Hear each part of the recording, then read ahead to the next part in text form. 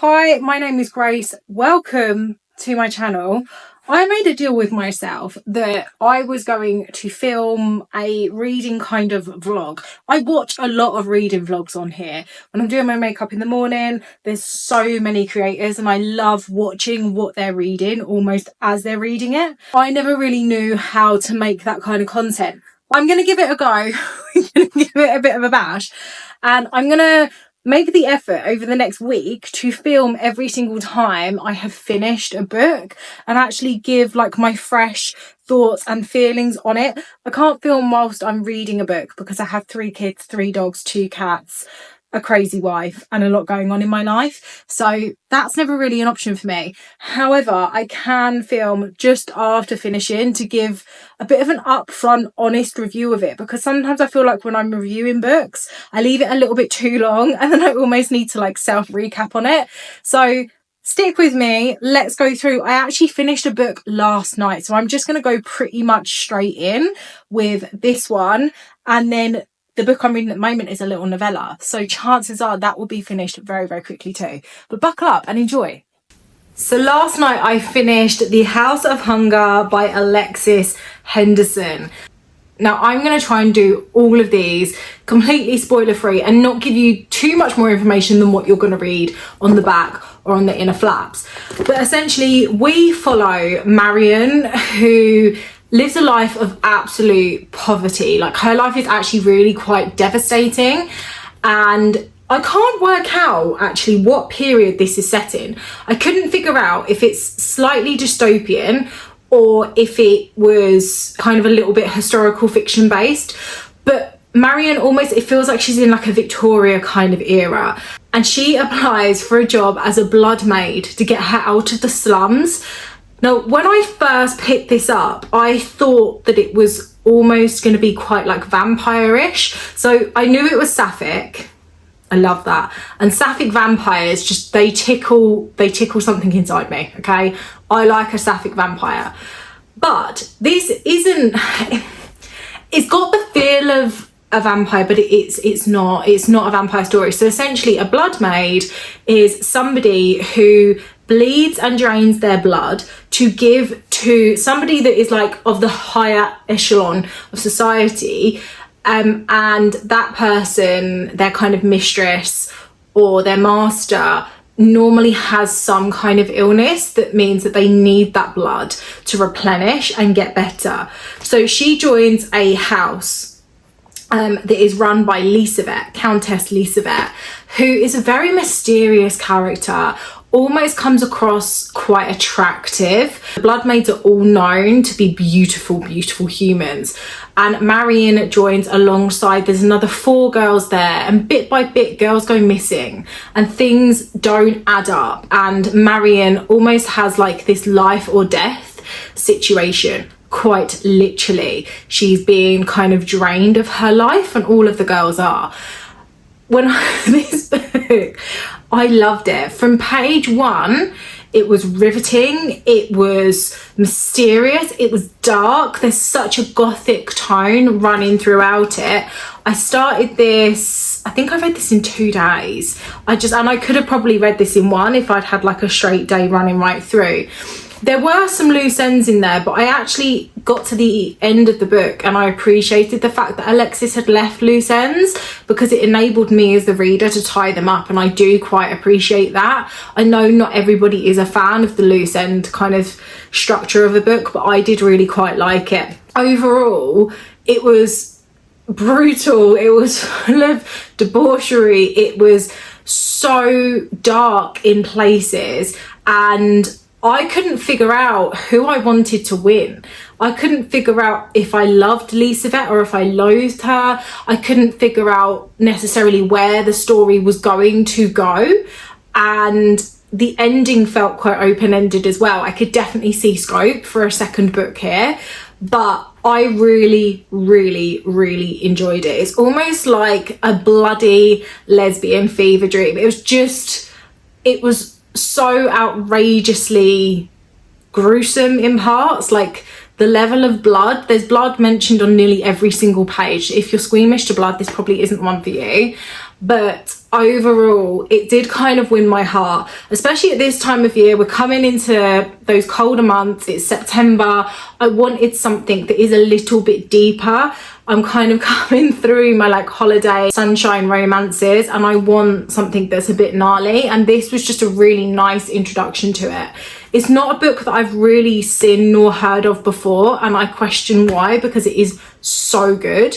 And I easily would give this 4.5 stars. Like, I really, really, really enjoyed it. Off the back of this, I was then craving some lesbian vampires. So I actually have started Carmilla. So it'll be really interesting to see my thoughts of The House of Hunger versus Carmilla. Carmilla, I know, is a classic.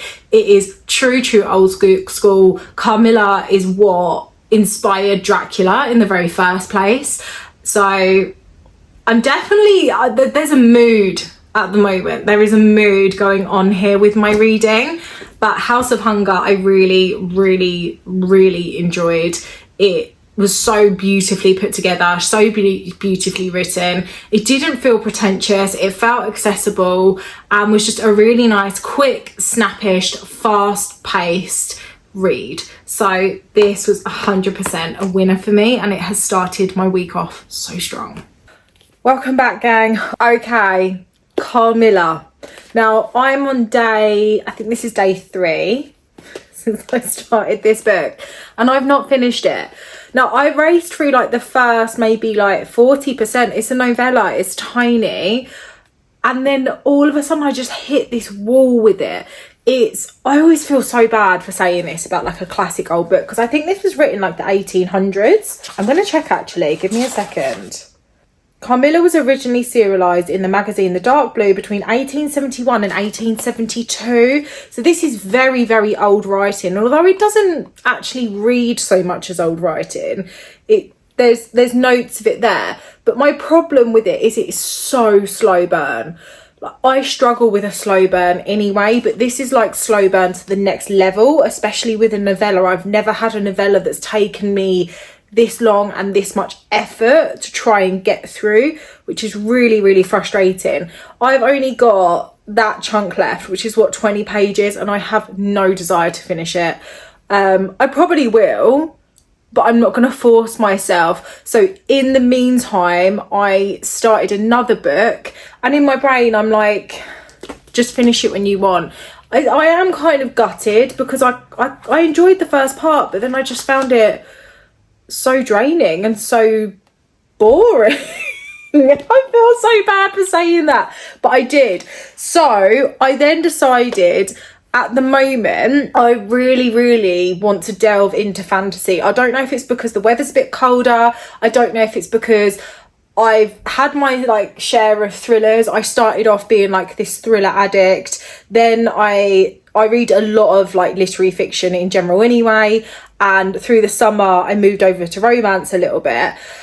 And now I feel like my calling is sitting in fantasy, which is a new step for me. Like, it's not one I saw coming, all right? I didn't expect this. So I actually started Fantasma by Kaylee Smith. Look at that cover. That cover is so beautiful. So it's coming across quite dark. It's coming across like there's potentially quite a lot of romance in here, so more of a romantasy. And so far I am really, really enjoying it. I think part of the reason I've always really struggled with fantasy is because of the world building. So for example, I picked up When the Moon Hatched, or I put When the Moon Hatched on my Kindle, and by page 1 I was like, I don't have the brain power for this right now, and I had to stop. Whereas with this, I'm finding, yes, there's world building in there. Like, I don't really know what a necromancer is, and there's certain things that I don't understand. I don't know what kind of era this is set in, what world this is set in yet. But it's building slowly, and it's building at a pace that I can digest it and I understand it. So I feel like this is actually going to be a really good introduction into the genre. I had actually Feybound delivered yesterday. I've put that on my like TBR to read this winter because I really want to learn to enjoy this kind of genre. Overall, I think because this is yet another book that feels quite dark. I'm really enjoying that, like, dark, gothic-y, mysterious. There are times in this where it actually feels like it's a bit creepy. It's not quite horror, but it's definitely got that tone of like creepy, dark, mysterious, a little bit eerie vibe, and I'm totally here for it. I go away tomorrow for work for the next 2 days. I've got a 3-hour train journey. I'm hoping I can get this finished and get this done during that time, and then I need to line up my next book. I'm definitely on a roll with the type of book that I'm enjoying at the moment. I don't know whether to switch it up a bit, we shall see, but for now, Fantasma definitely has my heart. It is such a kind of cool, different journey for me to be on. I am ending this week on a book that literally has blown my brain. Fantasma by Kaylee Smith. This is a proof copy that was sent to me by the publisher. I think it's not long release. So it says in the front it's coming 3rd of September 2024. But some people have messaged me to say that they've got it on pre-order, so I'm not 100% sure. But it is a dark fantasy romance. The cover, I can't deny, is absolutely stunning. It is beautiful. And the story inside, my God, it's so good. It is so good. If I could have given this a 6-star, I would have. I became addicted. I didn't want to put it down. We were in Birmingham, Paralympics GB homecoming, and I was thinking about this book. It was that good. We follow Ophelia, who is a necromancer, and she essentially has just lost her mother, enters this thing called Fantasma, which has got multiple levels. I'm not going to give you any spoilers beyond what's in the synopsis. And Ophelia's entire life changes. And one thing that I loved, and it was a running theme throughout this book that the author tackled so well, was OCD and how it can manipulate and affect somebody's day-to-day life, the way that they think, the things that they do, and who they are as a person. I thought the way that Smith handled that was just so immaculate. It was brilliant. The story itself was really easy to follow. It wasn't overcomplicated. Yes, there's kind of a magic system in there, but it's not really hard to understand. There's not a whole ton of info dumping. It was kind of just a really nice, smooth read that absolutely was just delicious, dark, gory, gothic. When I say dark, it's darker than I expected it to be in many places. It's spicy, but nicely spicy. I'm quite funny with spice, but this was actually really nice. It was really digestible. And overall, I fell in love with the journey. I fell in love with the story, the way that it made me feel, the way that it made me think, the world that it like enveloped around me. I could almost feel like I was in Ophelia's world with her. And that is what I need from a book like this that's going along those fantasy lines. When it comes to a dark fantasy romance, I've never picked one up. I've never read one. And now my brain is searching for more. I finished this last night at around 9 o'clock and I immediately DNF'd 4 books straight after because they just weren't going to hit that mark. This has set such a precedence in my brain, and I don't know if it's because it's my first of that style of genre where I'm like, okay, I really like this, but there's just something about it that was just so brilliant, so beautiful. So right now I don't actually have a book I'm reading. My DNFs, shall I run you through what I've actually DNF'd? Because I feel like I should technically do that. So let's run through. And I gave all of these a really good stab, but unfortunately they just fell short. Luckily 3 of these DNFs are actually library books. So the first one is The Left-Handed Booksellers of London by Garth Nix. I read kind of the prologue of this and immediately could just tell it just wasn't for me. The kind of writing style, the tone of voice, it felt like a no at this point in time. I don't think it's a book that I'm going to write off in its entirety. I do think I would enjoy it, but coming off the back of such a strong book, I knew that my heart just wasn't going to be in this one, so I closed it. I then went into Little Rabbit by Alyssa Siridej. I'm so sorry if I've just absolutely butchered that name. And I think I read the first quite a while actually. I've learned now that if the book isn't pleasing me at 25 pages, it's probably not going to please me at all. Like, I know quite quickly when it's not going to suit me. And with this, again, it was the tone of voice. It's written in first person, which I always kind of struggle with anyway, if I'm honest. But it's just the way it was written. It kind of felt like it wasn't going to go anywhere. Almost how Boy Parts by Eliza Clark did for me. It starts off quite strong, but then I can tell there's no actual story here that's going to flow through. So I decided to DNF it because I just don't really want to waste my own time. Also, I think there's a lot of spice in this, but not like descriptive spice. I hope that makes sense. It just wasn't for me. The Last Tale of the Flower Bride, which the cover looks incredible, right? The blurb, synopsis, it all reads incredibly. The book itself is one of the most purple books I've ever read in my life. It's got such strong purple prose, which I kind of sometimes like, and then with this I just really didn't. It's just, again, it's written in first person. I should know by this point that unless a book is written incredibly well in first person, I just don't enjoy them. Immediately starts like about a marriage, and I don't even know what the character was called. Who was he? Indigo, sorry. I have no idea who her husband is. I don't know if we even learn his name. He's just referred to as the bridegroom. So we've got Indigo and the bridegroom. The romance between them feels so flat. The one thing I also noticed was the tone of both characters' voices is the same. So there's no tonal change to give the characters depth. The problem I have quite often with books that are like quite purple prose is they can feel pretentious to the point where as a reader I feel like I'm stupid reading them, and I don't like a book that makes me feel like that, because I know damn sure I'm not stupid.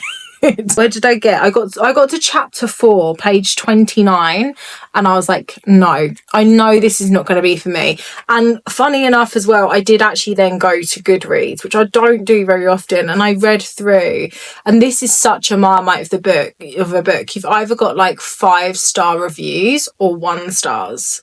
There's very few in between, I've noticed, and the reviews are quite strong. So I just decided to walk away. And then the last one, I actually don't want to be mean because this was sent to me by the author and she's absolutely lovely. And I don't know if, again, it's just a case of wrong book or right book, wrong time. But it is Love Lessons in Starcross Valley by Lucy Knott. Now, this is a Sapphic book. It's a Sapphic read. The one thing that I've struggled with in this, and again, I started it this morning, and I instantly knew the tone and the way of writing just wasn't going to be for me, is it didn't feel like it had enough depth to it.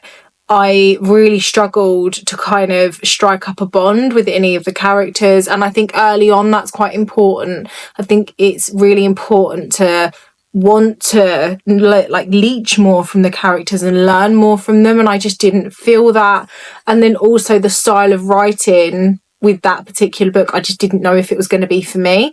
So I decided to DNF because I'm like, I do not want to head into a reading slump just because I've hit a very, very strong read.